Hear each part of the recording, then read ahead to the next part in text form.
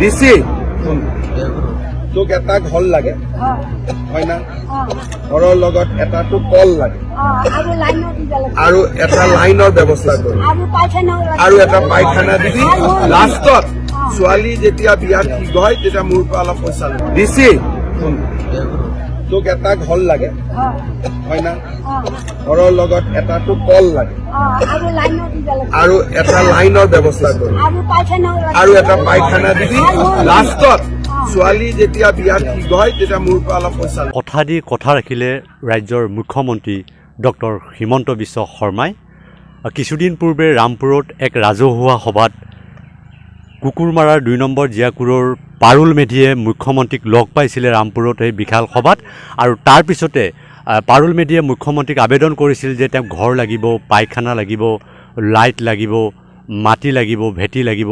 তেওঁ বিভিন্ন ধৰণৰ তেওঁ দাবী উত্থাপন কৰিছিলে ৰাজ্যৰ মুখ্যমন্ত্ৰীৰ ওচৰত আৰু অৱশেষত ৰাজ্যৰ মুখ্যমন্ত্ৰীয়ে তেওঁ কথা দিছিলে আৰু সেই কথা দি কথা ৰাখিলে ৰাজ্যৰ মুখ্যমন্ত্ৰী ডক্টৰ হিমন্ত বিশ্ব শৰ্মাই এক কেমেৰা সহযোগী মনোজ মহন্তই দেখুৱাব পাৰুল মেধিয়ে এনেধৰণে এটি চৰকাৰী গৃহ লাভ কৰিছিলে আৰু এক কথাত ক'বলৈ গ'লে ঘৰৰ ইতিমধ্যে পূৰ্ণ গতিত ইয়াৰ নিৰ্মাণ কাৰ্য চলি আছে আৰু একাধিক্ৰমে পাৰুল মেধিয়ে ঘৰ পাইছে দমকল পাইছে পায়খানা পাইছে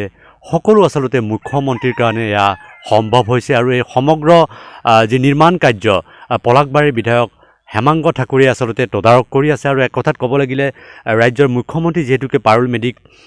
লগ পাইছিলে ৰামপুৰৰ এক বিশাল জনসভাত লগ পাইছিলে আৰু পাৰুল মেধিক কি তেওঁ দিয়াৰ প্ৰতিশ্ৰুতি দিছিলে মই পাৰুল মেধিৰ সৈতে কথা পাতিম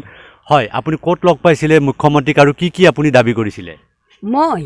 মই মাটিডোখৰ খুজিছোঁ ঘৰটো খুজিছোঁ কলটো খুজিছোঁ পায়খানা খুজিছোঁ লাইন খুজিছোঁ মোৰ মালিকটো অসুখ হওঁতে টাকা খুজিছোঁ আপিটোৰ টাকা খুজিছোঁ মই হেমন্ত ছাৰক তাৰপাছত তেওঁ দিম বুলিছে সকলোখিনিয়ে দিম বুলিছে বোলো আপোনাক গোটাই দিম মই এতিয়া আপুনি কি পালে মই চব পালোঁ তেওঁৰ দিন ভাল হওক চলি পলিৰো দিন ভাল হওক হেমন্ত ছাৰৰ চব পালোঁ মই চব আপোনাৰতো ঘৰ নাই এটা গোহালি সদৃশ ঘৰত আপুনি আছে মই আধানমান ঘৰত আছিলোঁ